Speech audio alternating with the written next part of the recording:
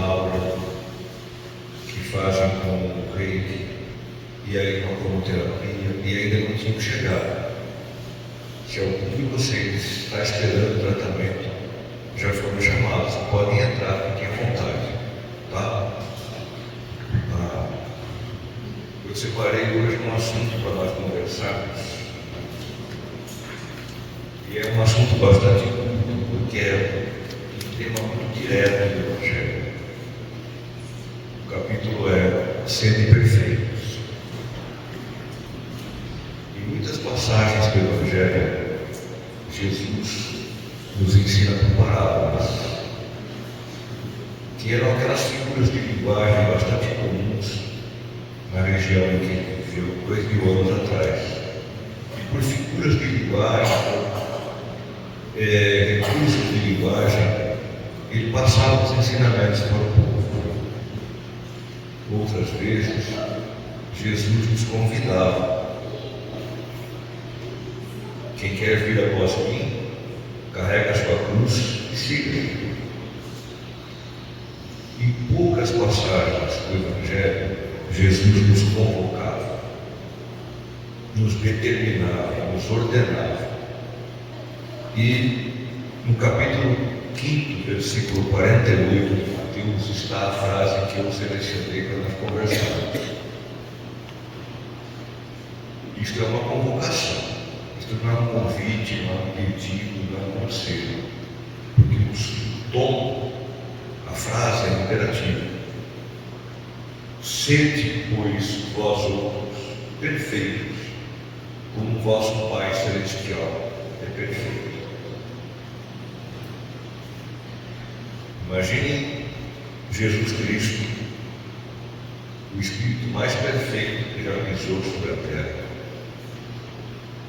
o governante espiritual deste mundo, o Senhor do nosso sistema solar, convocando a cada um de seus irmãos em Deus a serem perfeitos como Deus é perfeito.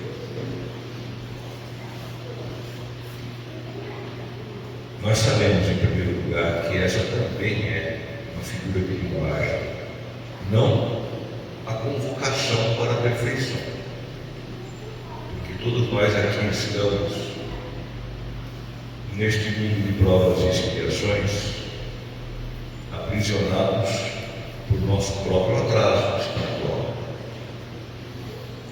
Estamos todos aqui no mesmo barco, seguindo o mesmo caminho da evolução.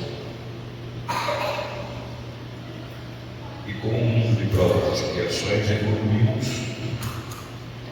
resgatando o mal que fizemos em outras existências.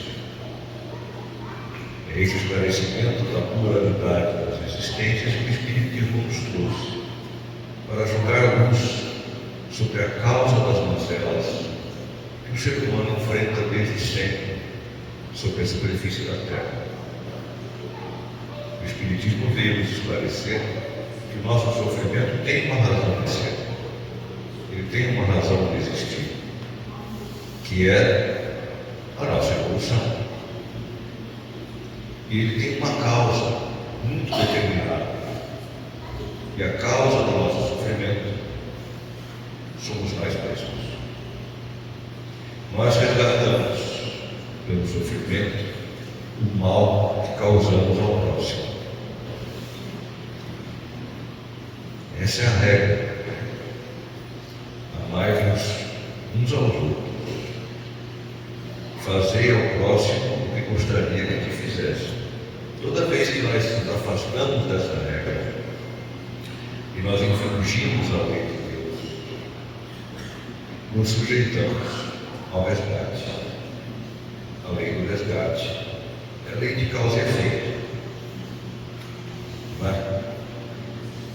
Fazendo um paralelo, a lei humana, a lei do homem, não pune toda e qualquer conduta errada. Ela pune seletivamente aquelas condutas que são mais prejudiciais para a sociedade. A lei de Deus não. A lei de Deus não deixa qualquer desvio sem uma resposta. Por menor que seja o desvio, por nos afastamos da lei de Deus, nós seremos convocados nesta vida ou na próxima a retornar ao caminho da lei de Deus, apagando aquele mal que fizemos. Toda vez que nós prejudicamos o próximo, toda vez que nós praticamos o mal, toda vez que nós negligenciamos uma oportunidade de fazer o bem, nós fazemos uma pequena marca no nosso espírito. Cada um de nós, todos nós fazemos. Apesar da convocação por Cristo para que sejamos perfeitos, todos nós somos imperfeitos. E Jesus sabe que nós somos imperfeitos. Deus, nosso Pai, sabe que o nosso estágio evolutivo é de criaturas imperfeitas. Nós caminhamos para a evolução. Como diz a música do Lulu Santos, a passos de formiga e sem vontade. Nós caminhamos para a evolução. A evolução é inevitável, é a lei de Deus. A gente vai para frente querendo ou não querendo. Se a gente quiser ir para frente, a gente pode abreviar o caminho e sofrer menos. Se a gente for para frente contra a vontade, vai sofrendo mais.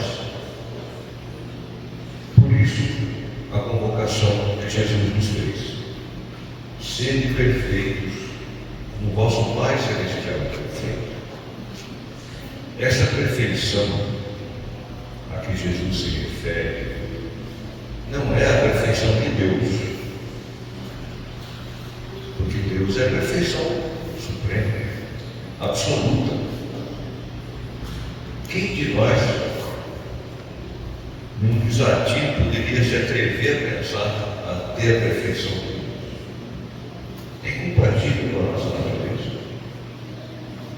Nenhuma criatura se iguala à criatura.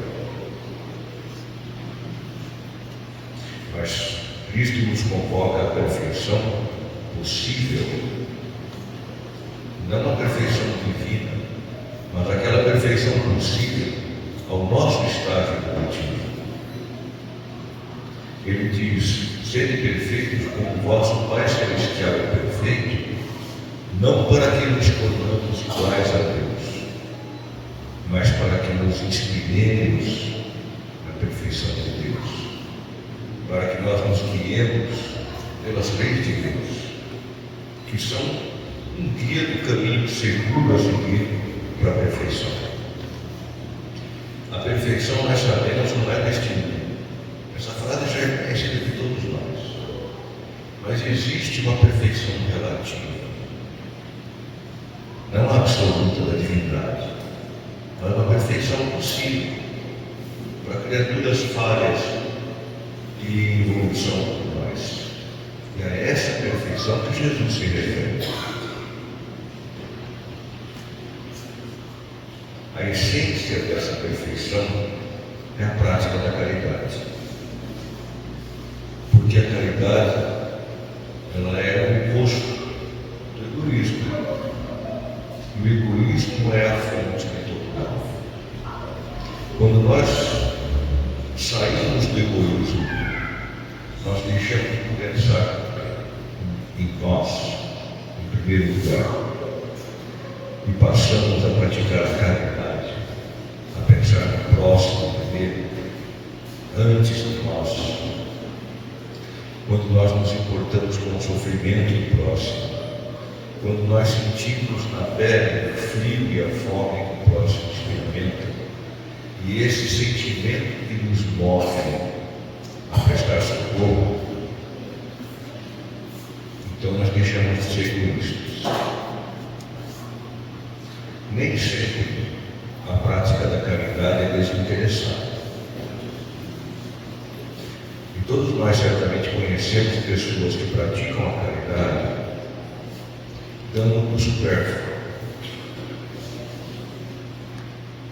E dando no supérfluo com ostentação. Ainda mais hoje, 2000 anos depois de Cristo, que inventaram as redes sociais, se não tiver uma postagem, ele está valendo. Não é? E nós nos esquecemos do que o pescador de homens e de almas nos ensinou. Para nós fazermos o bem no anonimato. Que a sua mão esquerda não saiba o que a direita faz. Não é? E nós nos esquecemos da parábola da viúva. Na sinagoga existia um compartimento para receber doações que eram coletadas para socorrer os necessitados. Se chamava gasofilácia. E era naquele local em que as pessoas que chegavam à sinagoga tiravam as moedas e jogavam. Era como se fosse um poeiro. E caía lá dentro, e aquele dinheiro era recolhido depois. E muitos fariseus, publicanos, coletores de impostos, que tinham situações financeiras abonadas, lançavam aquele monte de moedas. E em público, todo mundo olhando, né, para dizer: eu doei tanto. E aquela pobre viúva, bem no anonimato, se aproximou sem ninguém perceber, com todas a precariedade da condição que ela tinha, uma moedinha que era que menos valia, era o que ela tinha, e colocou ali também. E Jesus disse a seus discípulos que o álcool daquela viúva valia mais do que toda a oferta dos demais, porque eles deram para que todos vissem na ostentação aquilo que sobrava, que era supérfluo. E ela muitas vezes tirava da própria boca para socorrer alguém que tivesse pior do que ela. Ela doava pouco, do pouco que ela tinha. E era no anonimato. Mas não existe anonimato perante Deus. Nosso Pai sabe o que cada um de nós faz. E é Ele que nos dá a recompensa. Para aqueles que praticavam a caridade por ostentação, para que o mundo visse e aplaudisse, Jesus dizia: esses já receberam a sua recompensa.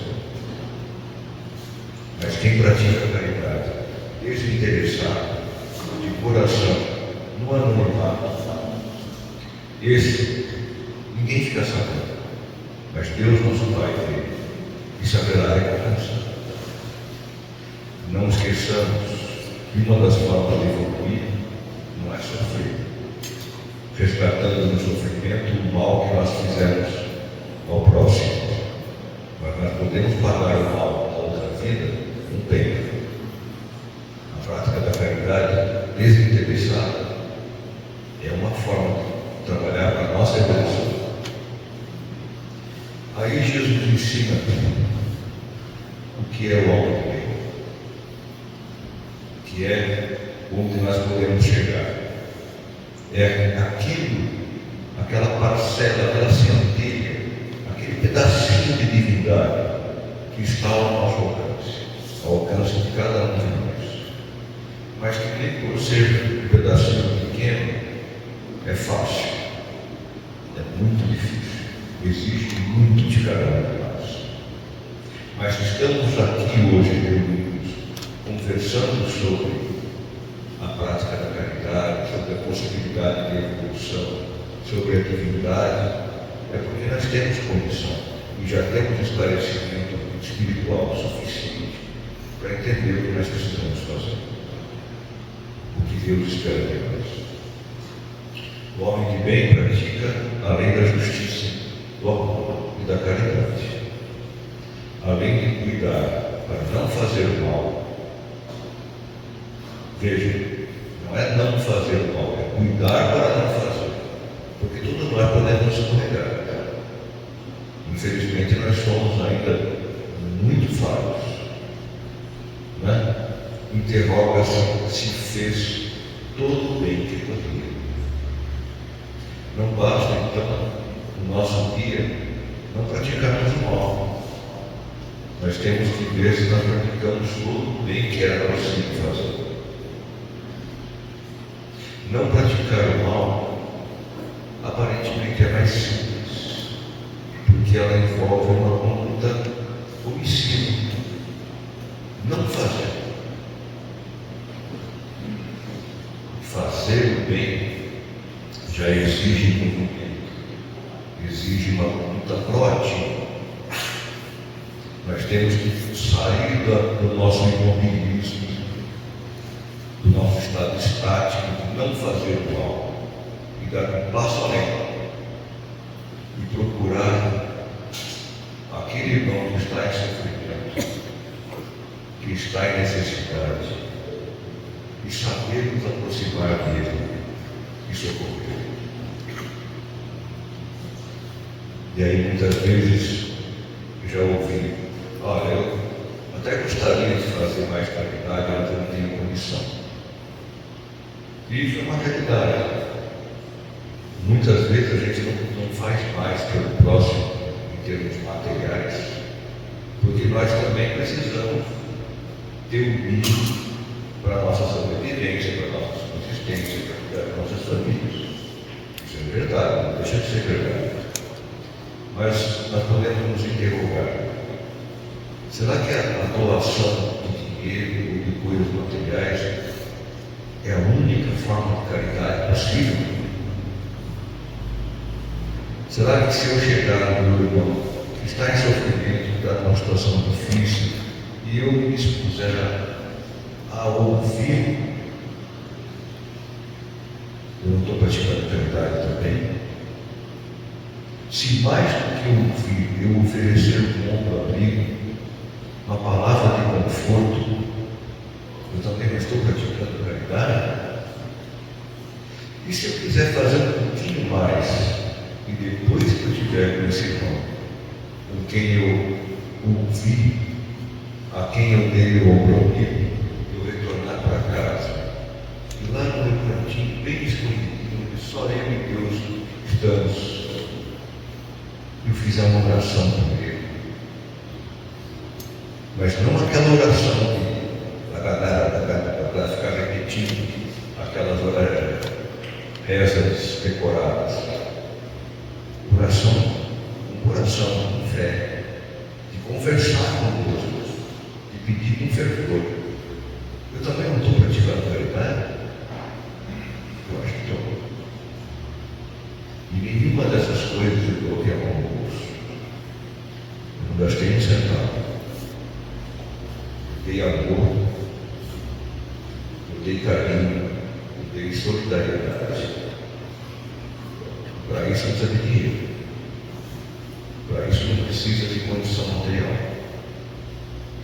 Então a caridade, a prática da caridade está ao alcance de todos nós, independente da posição social. Nós já temos esclarecimento suficiente para saber que a posição social, a condição financeira, ela é distribuída por Deus a cada um de nós de forma diferente, de existência em existência, como ferramentas para a nossa evolução, como provas pelas quais nós passamos. Mas que todos nós temos dentro de nós, independentemente da posição social, da condição financeira, que experimentamos em cada uma das nossas vidas, as ferramentas necessárias para praticar a caridade. O homem de bem tem fé em Deus, na sua bondade, na sua justiça, na sua sabedoria. Ele sabe que nada acontece por acaso, nada. Aceita as provas e expiações sem se lamentar.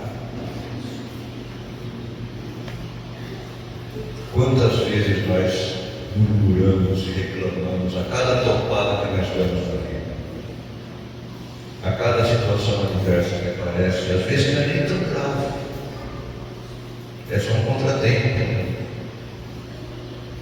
e nós reclamamos, e nós esquecemos que aquela situação desfavorável que se apresenta no nosso caminho é a ferramenta da nossa evolução.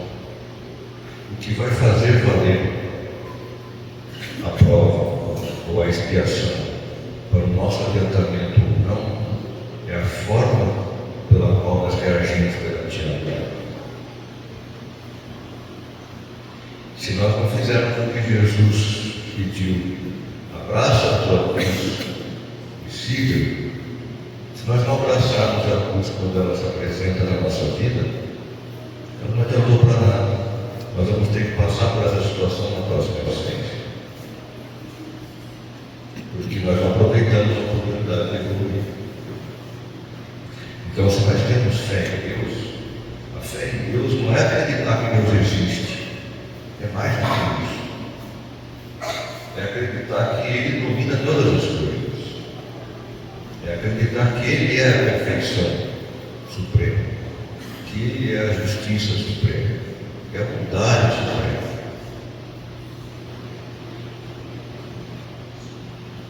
Os presentes que têm filhos, duvido que de forma consciente deem para os filhos alguma coisa prejudicial para eles. Se eu tenho 2 filhos, dou daquilo que eu posso melhor para eles. Se nós que somos criaturas tão falhas, tão cheias de defeito, queremos dar o melhor para nossos filhos, que dirá Deus? Essa é a fé que temos que ter. E a fé também no futuro. Colocar os bens espirituais acima das coisas materiais.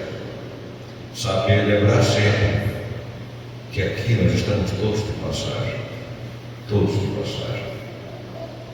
Nós estamos aqui presos e em tratamento. Nenhum de nós vem para a prova, o mundo de provas e expiações por mérito. Os mundos de mérito são os mundos superiores. Nós podemos um dia chegar lá, mais cedo ou mais devagar, dependendo da nossa vontade de caminhar. Aqui todos nós estamos resgatando. Mas este não é um mundo real. O mundo real para o qual todos nós viemos, para o qual todos lutamos, é o mundo espiritual. A fé em Deus envolve em lembrar disso também. Da mesma forma que o homem de bem pratica o bem, não pratica o mal, e acredita em Deus, também não tem ódio nem rancor. Não deseja vingança e perdoa todas as ofensas que sofre.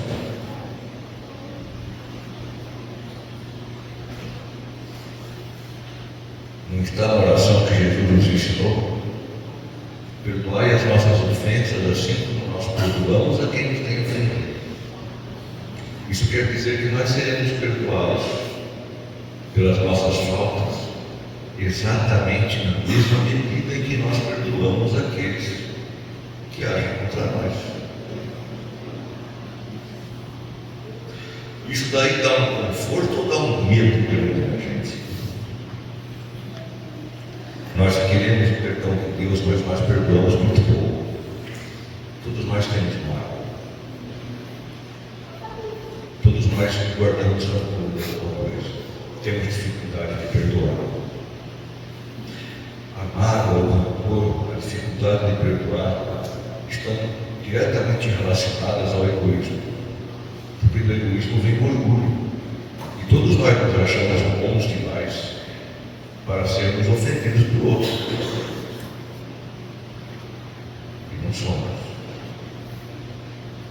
Nós temos que ter em mente que temos que ser indulgentes com aqueles que nos fazem mal, nos ofendem, porque também nós precisamos muito da indulgência dos outros, porque também nós erramos muito, todos os dias e muitas vezes.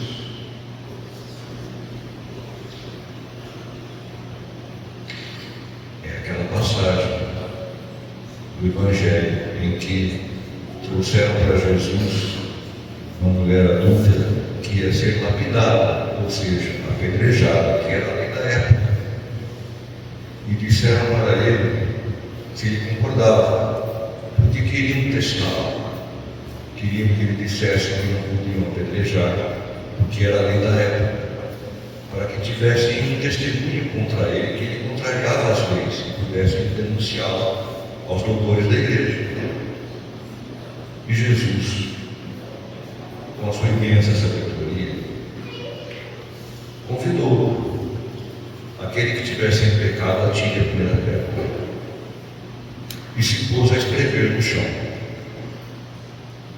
Tem um livro de Chico Xavier que menciona essa passagem e esclarece que, à medida que os homens se desanimaram, eles jogavam a pedra que trouxeram para jogar na mulher no chão e foram embora. Porque quando escrevia no chão Jesus, escreveu o pecado de cada um deles. Porque Deus conhece o íntimo de cada um de nós. Para Ele é como claro como o sol do meio-dia aquilo que nós fazemos de errado no mais escondido do nosso coração. Aquele que tivesse pecado, tire a primeira pedra. Ninguém está sem pecado. Então, vamos julgar menos o nosso próximo, perdoar mais.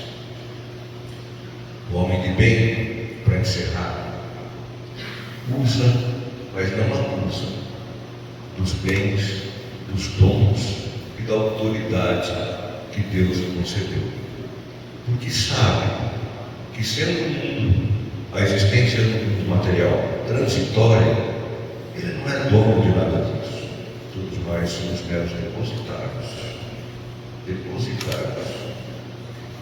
E de tudo que nós temos no mundo, teremos contas a prestar àquele que nos criou. Aceitemos a convocação que Jesus nos fez e sejamos perfeitos, como Deus, nosso Pai, que está no céu, é perfeito. A perfeição que é possível para nós, pequenininha assim, mas que nós vimos que é difícil. Vamos nos empenhar. Deus é misericordioso, nós não estamos sozinhos. Os amigos espirituais nos acompanham, nos sustentam e dão força quando nós estamos sintonizados com eles. Eu encerro com uma frase de Chico Xavier que eu gosto muito e que sintetiza um pouco tudo isso que nós conversamos hoje. Chico Xavier diz: a cada um eu dou o direito de ser como são, mas a mim eu dou a obrigação de ser cada dia melhor. Muito obrigado a todos. Vamos agora preparar o passe. Ficamos com Deus. Obrigado.